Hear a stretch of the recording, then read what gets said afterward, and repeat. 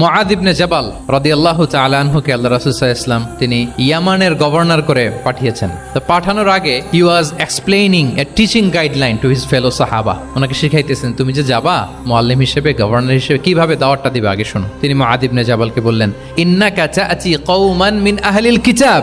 হে মুআয, জেনে রাখো এমন একটা এলাকায় তোমাকে পাঠাচ্ছি, তারা কিন্তু আহলে কিতাব, মানে তারা হচ্ছে Jewish and Christian community, they are not Muslim, তারা কিন্তু ইহুদি খ্রিস্টান ওখানে। সো তুমি কিভাবে দাওয়াত দিবা? ফাদউহুম ইলা শাহাদাতি আন লা ইলাহা ইল্লাল্লাহ আন্না মুহাম্মাদুর রাসূলুল্লাহ। প্রথমে তাওহীদের দাওয়াত দিবা। আওয়াজ করে বলেন, প্রথমে দাওয়াত হবে কিসের? তাওহীদের। ফাইনহুম আতাউ লিযালিক, বাক্যটা খেয়াল করেন, যখন তারা এটা মেনে নিবে, এটাতে অভ্যস্ত, তারপর তুমি দাওয়াত দিবা যে আল্লাহ প্রতিদিন 5 ওয়াক্ত সালাত ফরজ করেছেন। কয় ওয়াক্ত? 5 ওয়াক্ত সালাত। আচ্ছা, ফাইনহুম আতাউ লিযালিক, যখন তারা 5 ওয়াক্তে সালাতে অভ্যস্ত হবে, তখন বলবা যে আল্লাহ তাআলা ধনীদের উপর যাকাত ফরজ করেছেন। ফাইনহুম আতাউ লিযালিক, যখন ওইটা মানবে, এরপরে বলবা রমজানের রোজা ফরজ করেছেন। সুবহানাল্লাহ, সুবহানাল্লাহ, আল্লাহু আকবার।